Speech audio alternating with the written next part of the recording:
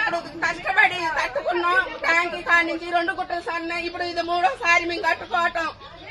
నెల నుంచి పనులు లేకోకుండా ఏం లేకోకుండా ఈయన సాయం చేస్తారని ఈయనకి డబ్బు లేకుండా ఓటెత్తి ఇలా అన్యాయం చేసి ఎవరికి అదే రేవంత్ రెడ్డి గెలవాలనే రూపాయి లేకోకుండా గెలిపించినాం. ఏమలే ఒక్కసారి ఆయన కొంచెం సాయం చేస్తారని.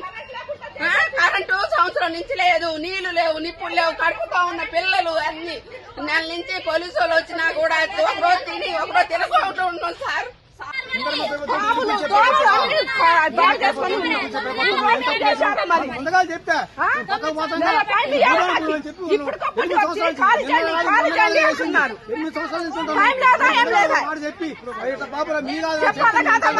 ఎవరు చెప్పు లేదా అటాటకు వచ్చి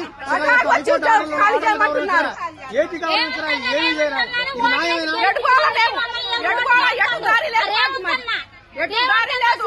వీళ్ళందరూ అన్న అన్న అని ఓటేయబట్టి ఓటేసి గెలిపించాం.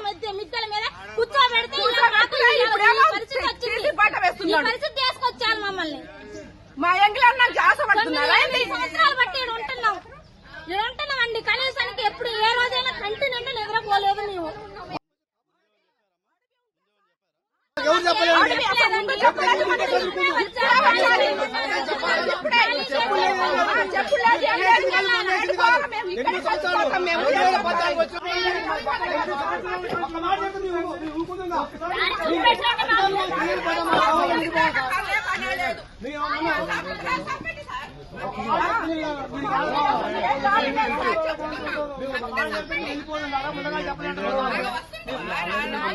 మీ ఇంటి దగ్గర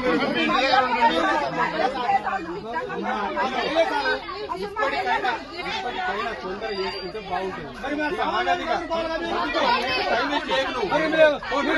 వచ్చి దారి లేదా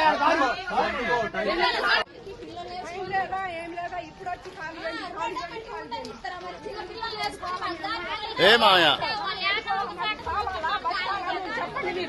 ఇక్కడే చచ్చిపోతాం అందరూ, ఆడలు పిల్లలు అందరూ ఇక్కడే చచ్చిపోతాం. అప్పుడు ఎటు దారి చూపిస్తారో చూపించండి మీరు. చెప్పండి, ఇక్కడే చచ్చిపోతాం. కిస్తున్నాలు వేసుకొని కిట్లో వేసుకొని ఆడబడి ఇక్కడే చచ్చిపోతాం మేము. అసలు మేము ఎట్లా